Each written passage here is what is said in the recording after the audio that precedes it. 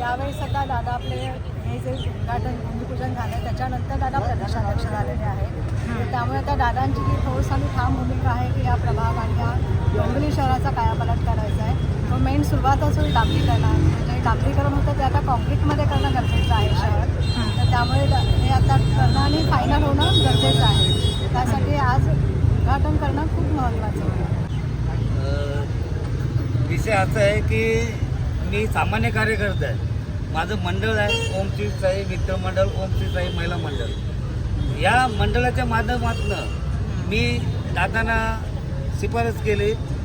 त्या माध्यमातून दादांनी ह्या कामाला मंजुरी दिली आणि हा काम जेवढा लवकरात लवकर होईल, कारण की हा मशानभूमीला जाणारा रस्ता आहे आणि मध्यभागी गावातली लोक राहतात, जेणेकरून त्यांना कोणता त्रास होऊ नये.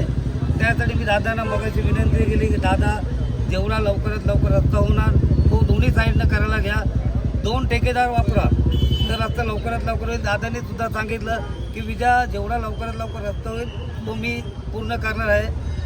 मी आत्ताच म्हणजे मला तो जेमतेम महिनाभरात पक्षप्रवेश केला आहे आणि जी माझ्या वाड्यामध्ये जी कामं राहिलीत मी त्या विकास कामांसाठी दादांपर्यंत पोचलेला आहे.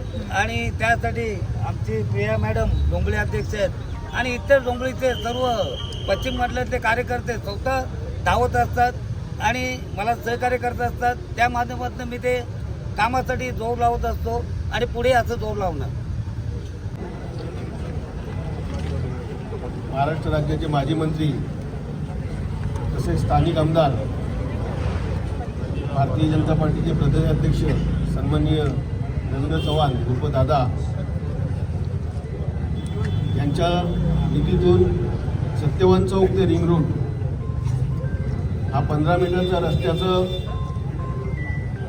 जो अर्धवट काम राहिलेला आहे तो पूर्ण करण्याचं काम सुरू आहे. त्यानिमित्त उपस्थित आमचे बंधू जितेंद्र भोईर,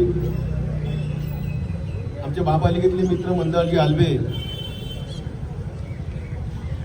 जिल्हाध्यक्ष भारतीय जनता पार्टीचे जिल्हाध्यक्ष नंदूजी परब, सरोज भोईर, भारतीय जनता पार्टीचे सर्व पदाधिकारी, महाराष्ट्र नवनिर्माण सेनेचे सर्व कार्यकर्ते पदाधिकारी, देवीच्या पाड्यातील सर्व ग्रामस्थ मंडळ यांच्यातर्फे आज या ठिकाणी भूमिपूजनाचा कार्यक्रम संपन्न होतोय. हे होताना खऱ्या अर्थाने 5 वर्षांनी